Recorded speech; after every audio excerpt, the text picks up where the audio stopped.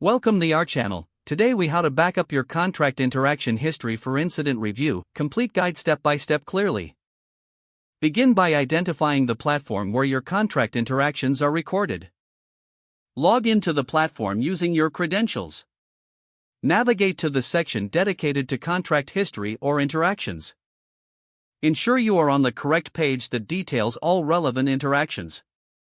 Look for an option to export or download your interaction history. This option is often found under Settings or Tools. Select the relevant date range that you wish to backup. Make sure to include all necessary filters to capture every relevant interaction. Choose the format for your backup file, such as CSV or PDF. Click on the Export or Download button to initiate the backup process. Once the file is generated, locate the download in your device's download folder.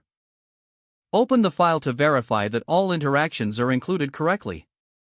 If needed, rename the file for easier identification. Consider saving the backup to a secure cloud storage service for easy access. Create a second backup in an alternative location for added security. Document the steps taken and the date of the backup for future reference. Regularly review and update your backups to include new interactions. If the page does not load, refresh the browser or try again in a private or incognito window. Make sure you are using the correct email address, then retype it carefully to avoid small typos. If your password is not accepted, use the reset option and create a new strong password you can remember.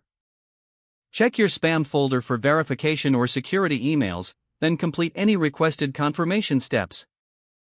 Enable two-factor authentication if available to improve account security and reduce unauthorized access risk. After signing in, review your profile details so your contact information and settings are accurate and current.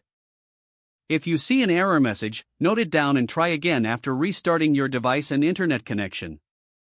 Log out when you finish, especially on shared devices, to keep your account and payment information secure.